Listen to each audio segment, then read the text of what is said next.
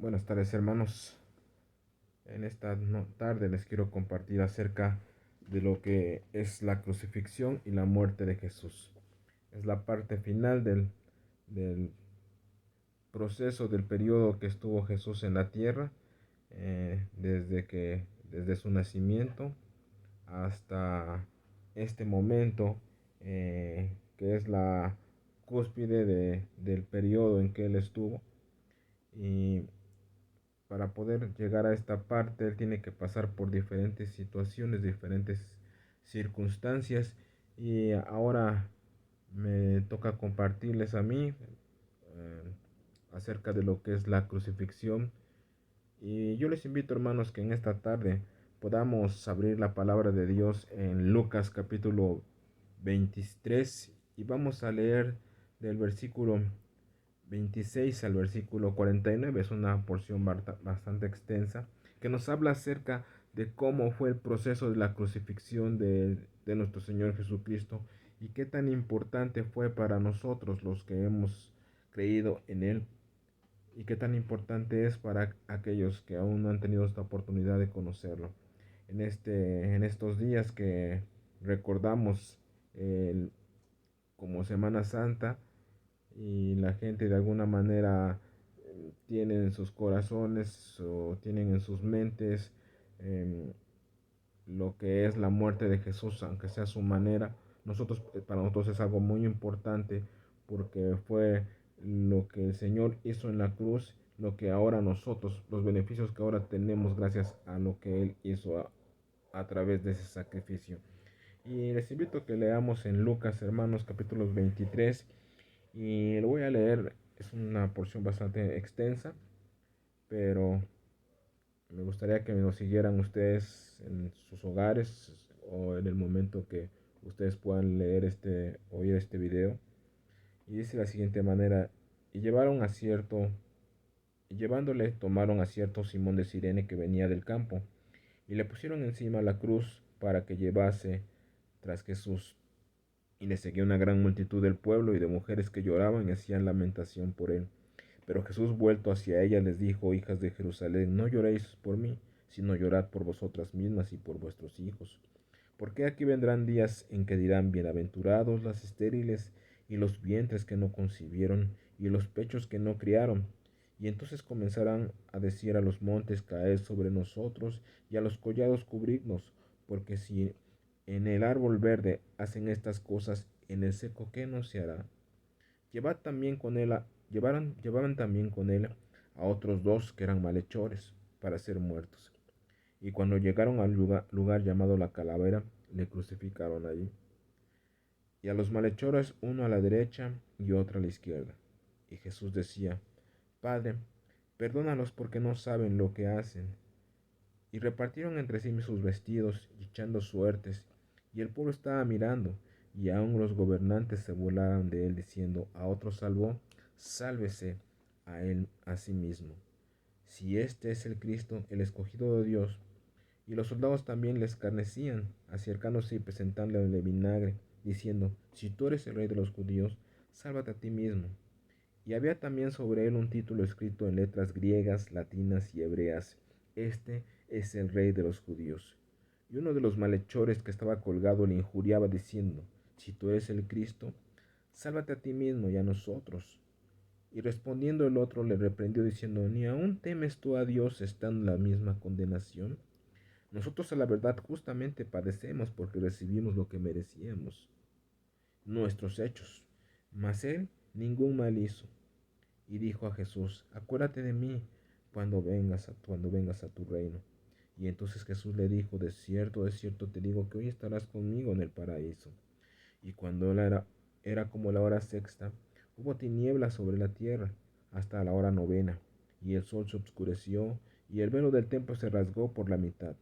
Y entonces Jesús, clamando a gran voz, dijo: Padre, en tus manos encomiendo mi espíritu. Y habiendo dicho esto, expiró. Y cuando el centurión vio lo que había acontecido, dio gloria a Dios, diciendo: verdaderamente este era un hombre justo. Y toda la multitud de los que estaban presentes en este espectáculo, viendo lo que había acontecido, se volvían golpeándose en el pecho. Pero todos sus conocidos y las mujeres que le habían seguido desde Galilea estaban lejos mirando estas cosas. Bien, hermanos, como sabemos, cuando aprendieron a Jesús, fue un proceso acelerado. Realmente los religiosos querían matar a Jesús. Estaban buscando la manera de poder hacerlo. Era un proceso que no era válido, ¿sí? Porque tenía que llevar su tiempo. Y ellos trataron de acelerarlo porque querían hacerlo en el tiempo en el que se estaba celebrando la Pascua, ¿sí? De tal manera que su interés por matar a Jesús para ellos era algo importante, ¿sí? Y lo aceleraron de tal manera que llevaron a Jesús con el Sanedrín y con falsos personas, con falsas personas, trataron de a- trataron pues de que Jesús fuera culpable, pero no encontraron, los falsos testigos no pudieron dar razón alguna porque no encontraron ningún delito sobre él. De tal manera que al ver que los falsos testigos no pudieron funcionar, llevaron a Jesús ante Pilato, ¿sí? Después de que llevaron a Jesús ante Pilato, Pilato le dice, ¿eres tú el rey de los judíos? Y durante todo ese proceso que Pilato le habla, dice que él guardaba silencio. Pero cuando él le dice la pregunta, ¿eres tú el rey de los judíos? Dice que Jesús le pregunta, tú lo has dicho. Y todo ese tiempo que estuvo ante Pilato, les dice Pilato a los líderes religiosos, yo no encuentro ningún delito en él. De tal manera que lo manda con Herodes, ¿sí? Y cuando lo lleva con Herodes, ¿sí? Lo vemos en Lucas 23, en Lucas también podemos encontrar la parte en cuando es enviado con Herodes. Dice que él se alegró porque él ya había escuchado acerca de Jesús y lo quería conocer. Pero no era una manera de conocerlo buena, sino porque quería conocerlo por todo lo que había hecho. Quería preguntarle cosas, pero para burlarse de él. De tal manera que cuando supo que se lo iban a mandar de él, se alegró, ¿sí? Y entonces, cuando estuvo con él, lo único que hizo fue burlarse de Jesús. Y después de que no pudo encontrar ningún motivo para acusar a Jesús, se lo vuelve a regresar una vez más a Pilato, ¿sí? Cuando llega a Pilato, otra vez Pilato intenta de nuevo juzgar a Jesús, pero no encuentra. ¿Y qué hace? Persuadir al pueblo. ¿Y cómo trata de persuadir al pueblo? Poniéndoles una opción que se acostumbraba en aquel tiempo. Y eso es, eh, si siempre se acostumbraba en ese tiempo a soltar a alguien que estaba preso, un delincuente. En este caso él les pone en tela de juicio al peor delincuente, que era Barrabás, y a Jesús le decía, ¿quién querés que os suelte yo? Pensando que con eso iba a persuadir a la gente. Pero la gente ya tenía en sus mentes, porque ya estaba persuadida por los líderes religiosos, de tal manera que ellos decían, libera a Barrabás y a Jesús crucifícalo. Aquella gente que cuando él entró en la entrada triunfal y dijeron, Hosana en las alturas, bendito el que viene en el nombre del Señor, y levantaban y tiraban las ramas y tiraban sus mantos, aquella gente que lo recibió como rey, hoy en este día estaba gritando él, crucifícalo, crucifícalo. Que tan pronto se habían olvidado de él, que tan pronto se habían olvidado de todo lo que él había hecho por ellos. Qué fácil es olvidarnos de lo que Dios ha hecho por nosotros. Y muchas veces nosotros decimos, crucifícalo, crucifícalo. Y el proceso de Jesús en este tiempo empieza cuando es llevado y Pilato entonces lo que hace es, bueno, voy a persuadirlo de otra manera y empieza lo manda a golpear. Es golpeado de una manera brutal, lo conocemos, hermanos. ¿Qué manera fue tratado Jesús? ¿De qué manera fue golpeado Jesús? ¿Sí? De tal manera que dice que fue desfigurado, como dice Isaías 53. Quedó desfigurado. Y entonces vemos lo que dice nuestra porción en Lucas, cuando ya él es maltratado, es desfigurado, entonces va camino hacia lo que es el monte Calvario. Y después de pasar varias noches por ser golpeados por los soldados, sin dormir, sin haber comido, le es puesto una cruz en sus hombros para que la llevara hacia el Calvario, pero al momento en que le es puesto esta corona, esta cruz sobre sus hombros, dice que no la pudo cargar debido a cómo se encontraba él, y cae. Entonces, hermanos, le piden a este hombre, Simón de Cirene, que dice nuestra porción en Lucas 23, 26, dice: cierto hombre llamado Simón de Cirene, que no sabemos quién era, solamente sé que era una persona que estaba por ahí, quizá era un campesino porque se dedicaba a sembrar. No sabemos más de él, pero estaba pasando por ahí. Le dice que lo obligaron a que llevara la cruz de Cristo. Y no es porque los soldados fueran gente buena por ayudar a Jesús. Los soldados no pensaban en Jesús realmente. Lo que ellos querían es que Jesús no muriera antes de que llegara a la cruz.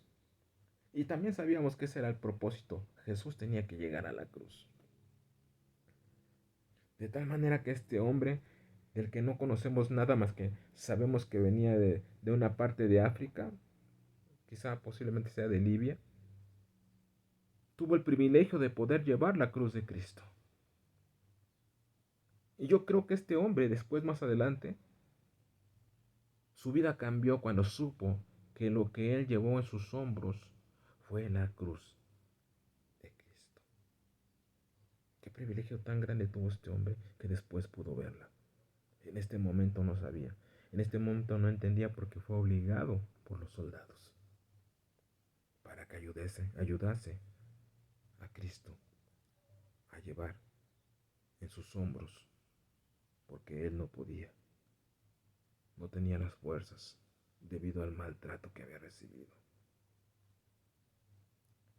Y dice que también había unas mujeres que le seguían, mujeres que habían estado con él durante todo este tiempo, mujeres que le habían seguido en todo este periodo, que habían caminado con él, y dice que le seguían y que lloraban porque veían la imposible, se sentían imposible, que no podían hacer nada, estaban imposibilitadas por ayudar al maestro.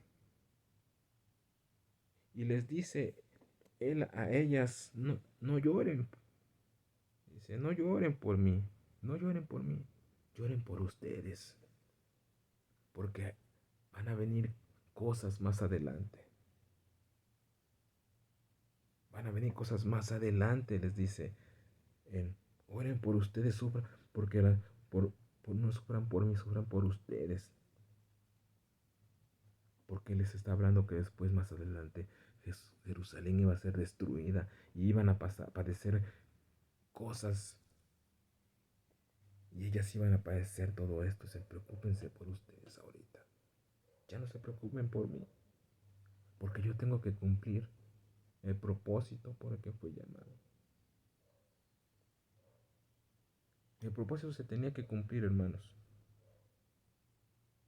Y sabemos que Jesús ya tenía, desde que estaba en el huerto de Getsemaní, él tenía bien claro que tenía que llegar a la cruz. Cuando él estaba en el huerto de Getsemaní, él sabía que en el huerto estaba comenzando la redención de la humanidad, la redención del hombre, así como en un huerto entró la destrucción del hombre, la perdición del hombre, cuando el hombre pecó. Por un huerto empezó la redención del hombre, que fue en el huerto de Getsemaní, cuando Jesús estaba orando a su Padre y dice: permíteme que pudiera cumplir el propósito por el que tú me has enviado.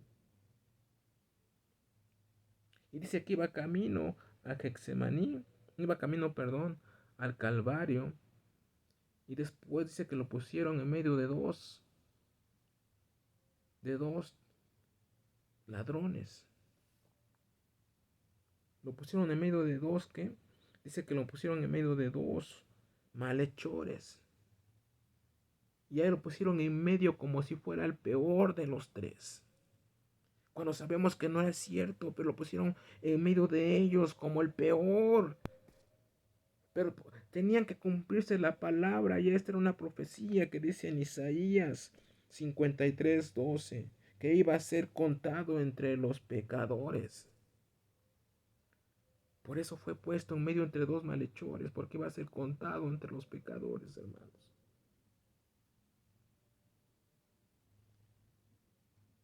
Tenía que cumplirse la palabra del Señor.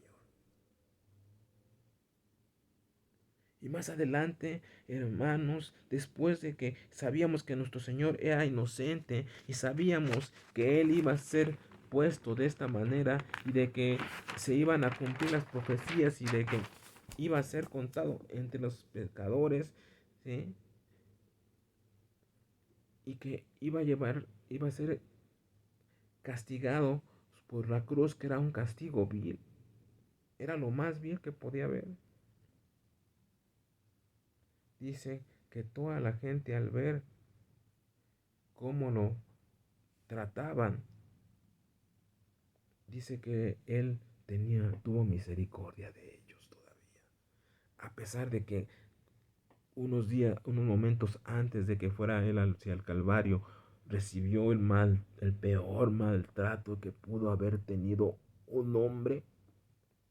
Y a pesar de que cuando él estaba siendo puesto en la cruz, la gente se estaba burlando de él, dice que él aún en ese momento tenía misericordia de ellos, porque dice en la palabra de Dios que todavía sus primeras palabras en la cruz dice: Padre, perdónalos porque no saben lo que hacen.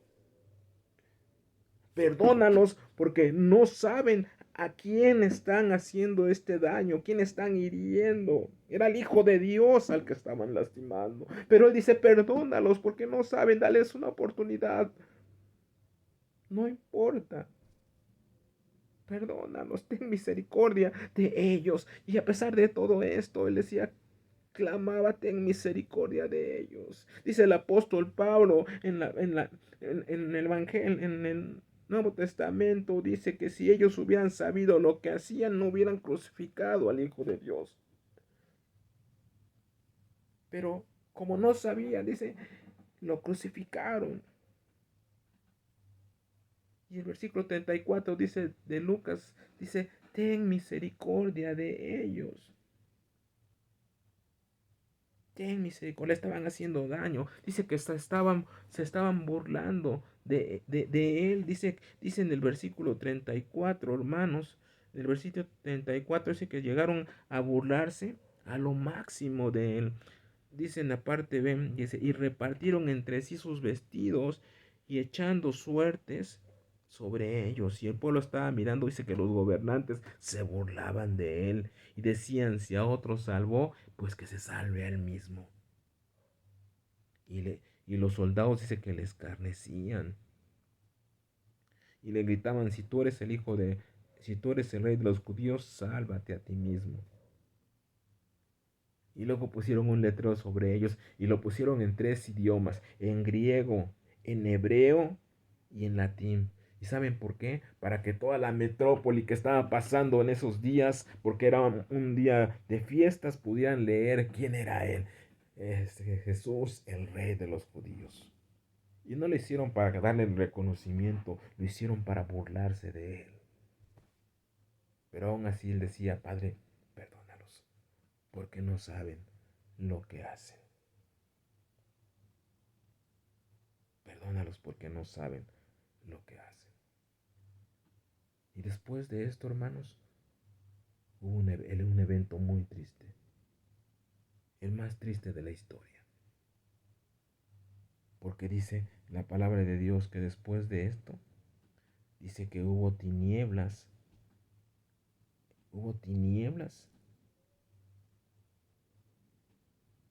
en la tierra. El sol desapareció Y esto no fue un eclipse, hermanos. Esto no fue un eclipse como conocemos. No podemos compararlo a un eclipse porque dice que el sol desapareció completamente, hermanos. Hubo tiniebla durante 3 horas. Algo sobrenatural. Algo estaba pasando. Y la gente pudo darse cuenta. Y hoy podemos decir, esto no fue algo que podemos, que los historiadores o que la gente que ve, estudia lo de la luna y todo esto, pues era un eclipse. No, porque el sol desapareció. Y otra cosa que sucedió, dice que el velo del templo se rasgó, dice la palabra de Dios, que de arriba hacia abajo. Y este era una tela gruesa, hermanos.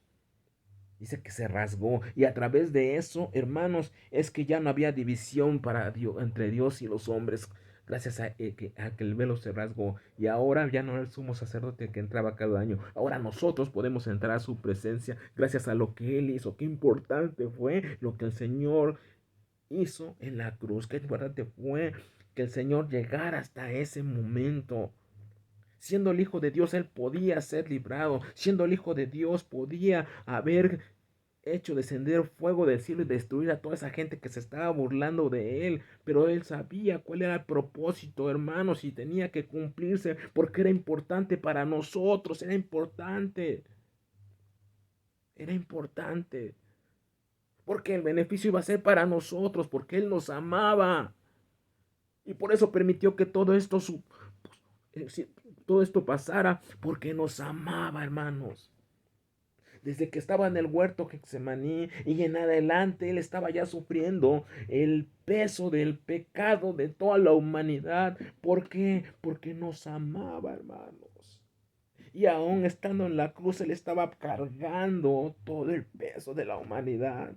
Pero era porque él tenía un amor hacia nosotros, tenía un propósito. Temía morir antes, porque temía que no se cumpliera, pero él venció a la muerte aún estando en la cruz, porque cuando él dijo las últimas palabras, dijo, consumado es. Lo hemos hecho, Padre. Hemos cumplido el propósito por el cual tú me enviaste y la muerte no me venció. En este momento yo decido que está consumado todo. Decido yo que todo está hecho y la muerte no decide sobre mí, yo decido sobre ello y todo está consumado, hermanos.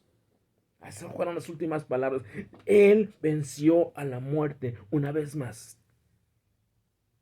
Una vez más, Él venció a la muerte. Y fue necesario esto para que hubiese vida, hermanos. Él tomó nuestro lugar para que hoy nosotros podamos tener vida, hermanos. El mejor regalo que Dios nos pudo haber dejado.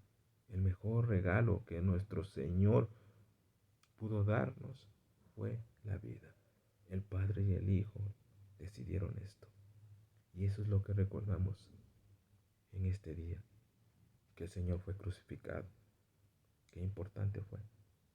Qué importante fue que Él derramara su última gota de sangre, la sangre del Cordero, porque a través de ella es que nosotros fuimos limpios. La sangre del Señor es la que nos limpia. Mas el herido fue, dice Isaías 53, por nuestras rebeliones, molido por nuestros pecados. El castigo de nuestra paz fue sobre él y por su llaga fuimos nosotros curados. Y nosotros fuimos curados, hermanos. Y él tuvo que ser molido y él tuvo que ser maltratado, pero él lo hizo para que nosotros fuéramos curados. No le importó la condición en la que nos encontraba. Él nos amó, hermanos. Y hoy es lo que recordamos. Qué importante fue ese momento, la crucifixión y la muerte de nuestro Señor Jesucristo. Hermanos, tengamos siempre presente, no nada más hoy, siempre, siempre, que nuestro Señor tuvo que llegar a la cruz, pero con un propósito. Porque Él nos amó primero y Él prefirió dar su vida por nosotros. Hermanos, que el Señor les bendiga. Que el Señor les bendiga, hermanos, y tengamos siempre presente que Él nos amó y Él tomó nuestro lugar y Él padeció por usted y por mí. Que el Señor les bendiga, hermanos, y gracias.